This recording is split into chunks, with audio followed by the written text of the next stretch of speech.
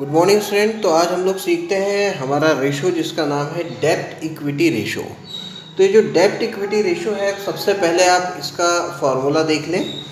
तो डेब्ट to equity ratio का फॉर्मूला है डेब्ट अपॉन इक्विटी। डेब्ट का मतलब है कि जो बोरोविंग्स आपने बाहर से ली है, जैसे आपका लोन्स है जो लॉन्ग टर्म में है, कोई प्रोविज़न बना रखा है, तो जो लॉन्ग टर्म हमारे पास बोरोविंग है, जो लॉन्ग टर्म प्रोविज़न है, उसका मतलब होता है डेब्ट। इक्विटी का मतलब है जो शेयर होल्डर का फंड है, यानी जो शेयर होल्डर्स के हिस्से के पैसे हैं। जैसे यहाँ शेयर कैपिटल है, रिजर्व एंड सरप्लस है, तो ये हमारे लिए कहलाता है इक्विटी। टोटल डेब्ट का मतलब होता है long term borrowing plus current liability. तो टोटल डेब्ट का मतलब यहाँ क्या हुआ कि जो लॉन्ग टर्म बोरोविंग है वो, और साथ में जो करेंट लाइबिलिटीज़ हैं वो। तो अब देखिए, क्वेश्चन हमने लिया है यहाँ पर कि कैलकुलेट डेब्ट to equity ratio. Equity share capital है 5 लाख, जनरल रिजर्व है 90,000, एक्यूमुलेटेड प्रॉफिट है 50,000, 10% डिबेंचर्स हैं 1,30,000 के, और करेंट लाइबिलिटी है 1 लाख की। तो सबसे पहले ये समझना ज़रूरी है कि equity share capital, general reserve और एक्यूमुलेटेड प्रॉफिट, इसी को हम लोग कहते हैं यहाँ पर रिजर्व एंड सरप्लस। तो इन तीनों का जो टोटल होगा वो हमारे लिए कहलाएगी इक्विटी। तो ये तीन चीज़ों से क्या निकल कर आ जाएगी? इक्विटी आ जाएगी। डेब्ट का मतलब है लॉन्ग टर्म लाइबिलिटी। तो देखिए, करेंट लाइबिलिटी जो है वो तो करेंट है, लॉन्ग टर्म तो है नहीं, तो ये तो आएगा नहीं। डेब्ट के लिए हम इस्तेमाल किसका करेंगे? 10% डिबेंचर्स का। तो अब यहाँ पर हम शुरू करते हैं। तो सबसे पहले हम लोग निकाल लेते हैं अभी इक्विटी को। तो देखिए, मैं यहाँ पर सबसे पहले इक्विटी कैलकुलेट कर रहा हूँ। तो मैंने यहाँ लिखा equity is equal to share capital plus general reserve. General reserve के बाद मैं यहाँ पर लिखने वाला हूँ एक्यूमुलेटेड प्रॉफिट, क्योंकि यही सरप्लस है, तो एक्यूमुलेटेड प्रॉफिट हो गया।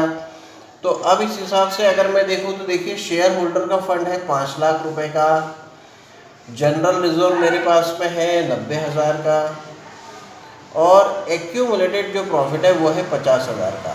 तो मैं अगर इन तीनों को कैलकुलेट कर लूँ तो मेरे पास आ जाते हैं 6,40,000 रुपये की इक्विटी, और ये इक्विटी हमारे पास आ गई 6,40,000। अब मुझे चाहिए डेब्ट। तो डेब्ट में एक ही नाम आने वाला है, 10% डिबेंचर। तो 10% जो डिबेंचर है वो है मेरे पास में 1,30,000 के। तो अब दोनों बातें जब मैंने यहाँ पर अलग अलग कर ली हैं, तो मैं यहाँ पर फॉर्मूला लगाऊंगा डेब्ट टू इक्विटी रेशो का। तो मैंने लिखा डेब्ट टू इक्विटी रेशो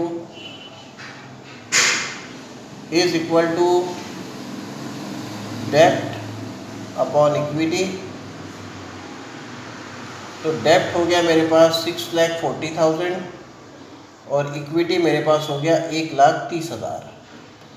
तो अब यहाँ पर हमें क्या करना है? तो सबसे पहला काम आपको जो यहाँ पर करना पड़ेगा वो ये करना है कि आपको डिवाइड करना पड़ेगा, और आपको 6,40,000 को डिवाइड करना पड़ेगा 1,30,000 से।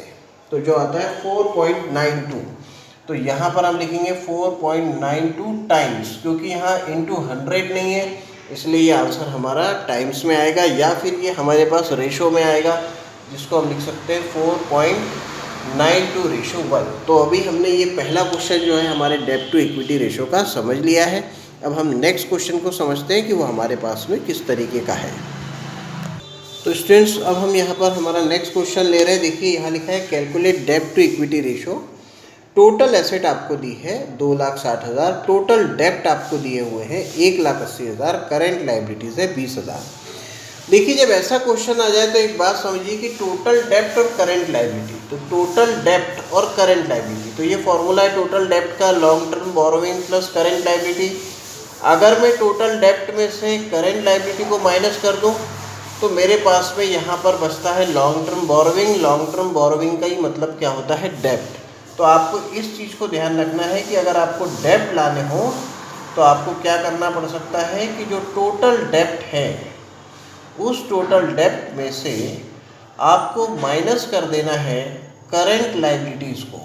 तो हम माइनस किसको करेंगे? करेंट लाइबिलिटीज़ को माइनस कर देंगे। तो जब आप माइनस करोगे तो आपको क्या मिल जाएंगे? डेब्ट। तो टोटल डेब्ट है हमारे पास कितने? तो वो है 1,80,000 और करेंट लायबिलिटी जो है वो 20,000 की है। तो इस तरीके से आता है 1,60,000 रुपये हमारे पास डेप्ट आ गया। तो ये डेप्ट है हमारे पास। अब हमको क्या चाहिए, इक्विटी चाहिए। तो इक्विटी कैसे आएगी, यानी शेयर होल्डर का फंड कैसे आएगा। तो इक्विटी के लिए आप एक बात ध्यान रखें, क्योंकि टोटल एसेट ही इक्वल होती है टोटल लायबिलिटी के, इसलिए मैं यहाँ पर ये कह सकता हूँ कि अगर मैं टोटल एसेट्स में से सारी की सारी टोटल डेप्ट को माइनस कर दूँ तो मेरे पास जो बचा वो बची इक्विटी। तो टोटल एसेट है 2,60,000, डेप्ट है टोटल डेप्ट 1,80,000, तो बचते हैं यहाँ पर अभी भी 80,000। अब मैं डेप्ट टू इक्विटी रेशो निकाल सकता हूँ। तो डेप्ट to equity ratio is equal to dept upon equity. तो डेप्ट हो गया मेरे पास 1,60,000 का, इक्विटी हो गई हमारे पास 80,000 की। तो 2 टाइम्स, या फिर हम कह सकते हैं 2:1, ये हमारा आंसर है। तो आपको बेसिकली इस क्वेश्चन में ये सीखने को मिला कि इक्विटी लाना है तो टोटल में से टोटल डेप्ट को आपको माइनस कर देना है। तो अगर आप टोटल एसेट में से टोटल डेप्ट को माइनस करेंगे तो इक्विटी आ जाएगा, और फिर जब इक्विटी आ जाएगा तो आप फॉर्मूले में उसको आसानी से रख सकते हैं। तो अब समझते हैं हमारा अगला क्वेश्चन। तो स्टूडेंट देखिए, अब ये है अगला क्वेश्चन। इसमें लिखा है कि कैलकुलेट डेप्ट टू इक्विटी रेशो। आपको 2 इन्फॉर्मेशन गिवन है, कैपिटल एम्प्लॉयड और शेयर होल्डर्स फंड। तो पहले ये जानना ज़रूरी है कि कैपिटल एम्प्लॉयड का मतलब क्या है। देखिए, कैपिटल एम्प्लॉयड का यहाँ मतलब ये होता है कि आपने कितने पैसे बिजनेस में लगाए हैं।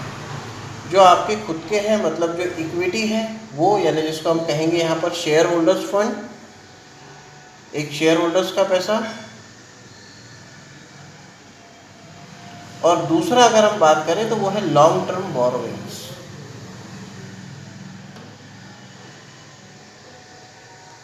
तो शेयर होल्डर्स फंड और लॉन्ग टर्म बोरोविंग अगर हम यहाँ लेते हैं तो ये हमारे लिए कहलाता है कैपिटल एम्प्लॉयड। तो इस क्वेश्चन में देखिए, आपको शेयर होल्डर का फंड गिवन है, यानी आपको पहले से इक्विटी तो पता है। अब आपको क्या नहीं पता है, लॉन्ग टर्म बोरोविंग, जो इस फॉर्मूले से आ जाएगा कैपिटल एम्प्लॉयड के। तो वैल्यू रखते हैं, कैपिटल एम्प्लॉयड है हमारे पास 8 लाख रुपए। शेयर होल्डर का फंड हमको गिवन है 2 लाख, और हमारे पास नहीं है लॉन्ग टर्म बोरोविंग।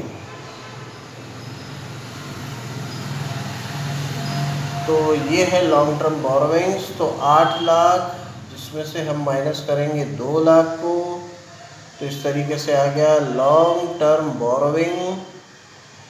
तो ये लॉन्ग टर्म बोरोविंग यानी जो डेप्ट है वो हमारे पास आने वाला है 6 लाख रुपए। तो लॉन्ग टर्म बोरोविंग तो आ गया।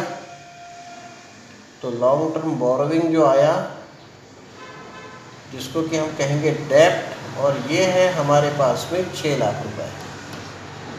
अब डेप्ट अपॉन इक्विटी यानी डेप्ट टू इक्विटी रेशियो का फॉर्मूला लगा देते हैं। डेप्ट to equity is equal to dept upon equity. तो डेप्ट अपॉन इक्विटी की अगर मैं बात करूं तो डेप्ट मेरे पास में है 6 लाख रुपए का, और इक्विटी की अगर मैं बात करूं तो मेरे पास है 2 लाख रुपए।